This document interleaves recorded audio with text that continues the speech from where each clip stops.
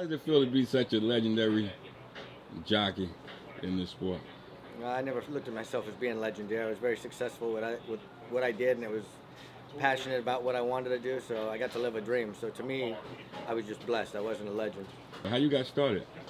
I got started because my grandparents came out to Santa Anita when I was, well, they came all my life, but by the time I was 4 years old, they used to bring me out here 5 days a week, and they loved the races. They were just passionate about coming out here, watching the horses, and me, I just would look at them and just see their size and their beauty and power and speed. I was just like so fascinated by them. So by the time I was 4 years old, I said I'd be a jockey, but I was terrified of horses. I wouldn't even sit on them or pet them. I wouldn't get near them, but I always said I'll be a jockey. I remember when you were riding in New York back in the 90s, yeah, right? Yeah, I had some good years in New York.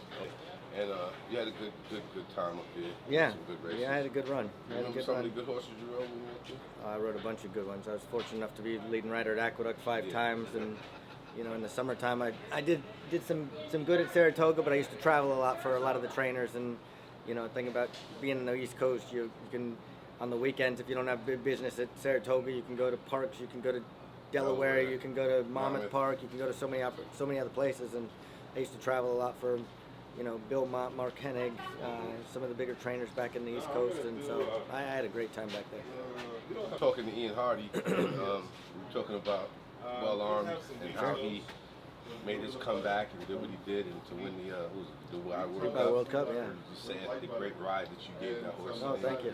Thank you. Just, you know, it's a wonderful thing, man. And 10 seconds later, we walked down and meet you. So I was blessed to get on that horse because at the time I didn't have any business. I was walking around here, and I actually saw Owen standing by the rail. I never rode for Owen.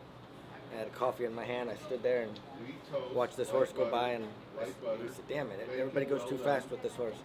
I said, "Let me get on him next week." And he said, "Nah, it doesn't matter. Jockeys, exercise riders, they say this horse is deceiving. He goes too fast." I said, "Let me get on him." And he put me on him the next week. I didn't know who he was or what he was, and at the time he had been off for almost a year and a half. And he ended up being one of the best horses I ever rode. I got to ride him for 2 years and went to the World Cup when Curlin won. We were third that year, and the following year he came back and dominated. So, yeah. What's your most favorite moment of all time, if you had to pick one?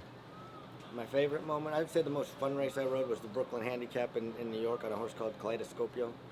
It came from a little over 30 lengths back, and to me that was the most fun race just because everybody thought he had no chance when he was so far back, but I was just riding very confident, and he was just, you know, as a 10-year-old, horses don't run to that level, but he did. He was just, he was a cool horse. That was the last race of his career. To me, that was that was the most fun race I ever had, but there's so many special moments in racing that, you know, from the lower level horses to the highest end horses, they all brought a thrill to me, and they all meant something to me as far as, you know, every victory is something special, so I couldn't pick out one moment that stood out over another.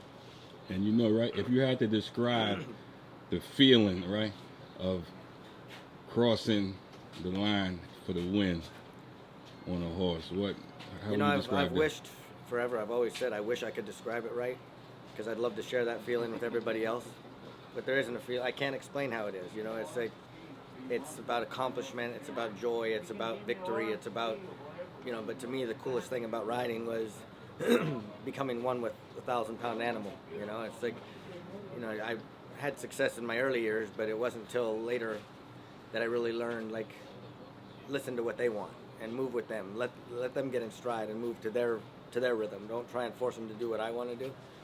And that was the coolest thing, when you can, you know, do something together with, you know, on an animal that has the same intentions you have. That, you know, when another horse comes up to you, they battle back and want to, you know, they show their desire. And, you know, people always ask me, do horses know if they won or lost? They know.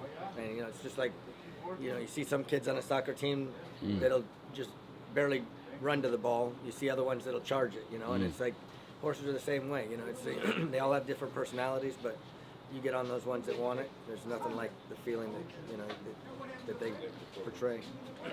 How important is the men and women that do this job? The ones in the backside, the people on the backside are more important than any of us that get the rewards in the front side. You know, it's like, you know, you've got grooms, hot walkers, you've got so many people that'll be out there early in the morning every day that you know, take care of 3-4 horses each, that just cater to them nonstop. If there's any issues, they're on top of it. They would alert the trainer. Hey, look, there's a little bit of heat in his ankle. Let's do this. But they're the ones that have the hands-on more than anybody. And if we didn't have the people on the backside working as much as they do and love what they do, this game wouldn't be what it is today. It's like the people on the backside have built this sport. They're the ones that keep it going. And obviously, the horses are the champions when they get out there. But without the help prior to them getting to the paddock, we would be lost. It's like they're so important. Wow. And I've always felt that I wish I could share some of the joy that it's like a lot of times they tell me, oh, that jockey's great or that trainer's great, and maybe sometimes they're right. There are some great ones, but they overlook where greatness started from and how that there's hundreds of hands that touch each horse before they ever get to the races, let alone the winner's circle. And when it all comes together that one day, that groom that walks them in the winner's circle is got pride because that's their friend, that's their baby, that's their joy, and that's where they spend all their time. So the backside's what's the success on the front side. And that was a great way to break that down. We've had a lot of people describe what they do, but that was a wonderful way that we could look at it. Appreciate it's you. very important. My pleasure, guys. I want to shout out to the real players on the backstretch. You guys are the heroes. Thank you, man.